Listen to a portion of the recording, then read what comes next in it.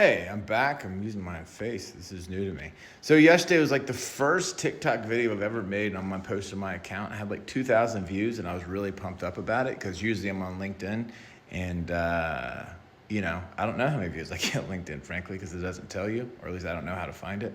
And my wife was like, yeah, 2,000 views is nothing on TikTok. So, hey, I felt good about it. I appreciated the interaction and comments. If there's anything else that you're curious about or want to know on the writing and reviewing front, how to streamline your team's processes and things like that, how to improve your team skills, drop a comment, as the kids say, slide in my DMs, and we'll see if we can get you hooked up. For those of you who don't know, my name's MJ. I'm with a company called Hurley Wright, and we teach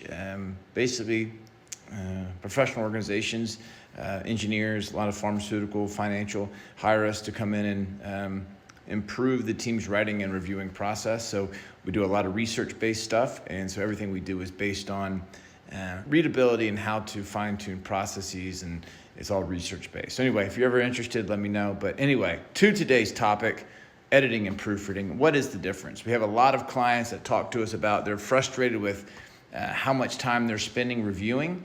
They're spending 10, 20, 30 hours a week reviewing teams' work, and they're often confused as to why that's happening. There's a whole host of ways or reasons that it could be happening, but one of them that we see consistently is they don't have this right. They don't know the difference between editing and proofreading, or they don't have a process to ensure both are getting done. Sometimes there's too many people involved in the process and none of them do one of them.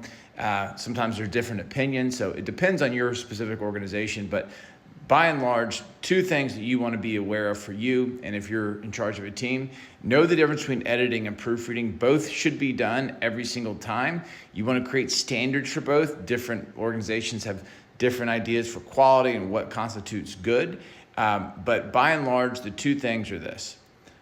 What editing is we want to make sure that the function of the document is appropriate, that it's laid out well, it's written well for my reader, it's organized well, I've targeted my reader, it has flow, big picture items, making sure that it makes sense, that strategically that is aligned with what we're trying to accomplish.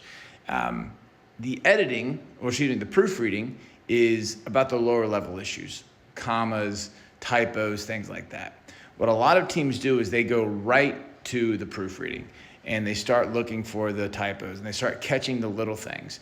The little things are important, but they're not as important as the big picture items. So you can clean up all the grammar you want, but if the document is written in an unclear fashion or an illogical fashion, cleaning up the grammar issues aren't going to make one bit of difference.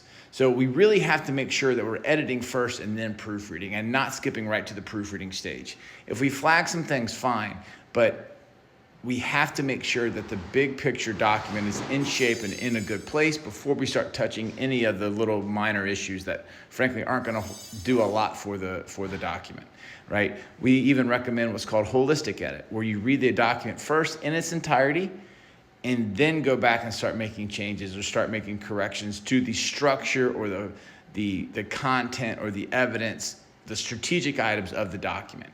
If those things aren't in good shape, proofreading doesn't matter. In a future video, I'll share some examples where we actually have shown and proven that the grammar is not nearly as important as people think it is. In fact, one of the calls we get a lot is that our teams need grammar help. And research has pretty much proven that they don't, or it's not as big of an issue as you think it is. So make sure the structure is sound, that it's written well for the reader, it's organized well, that we are mindful that we're writing for skimmers, for instance, is a big one we see. Research has supported that a lot of people just don't like to read anymore. So if we write in a chronological fashion, we often bury the most important information and we're making readers read more, which often causes them to stop reading altogether.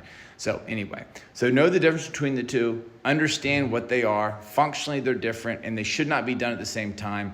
We want to make sure that the document's sound and in good shape before we start touching any of the grammar issues, and because the things are going to change, right? So it's really a waste of your time to start proofreading before you edit.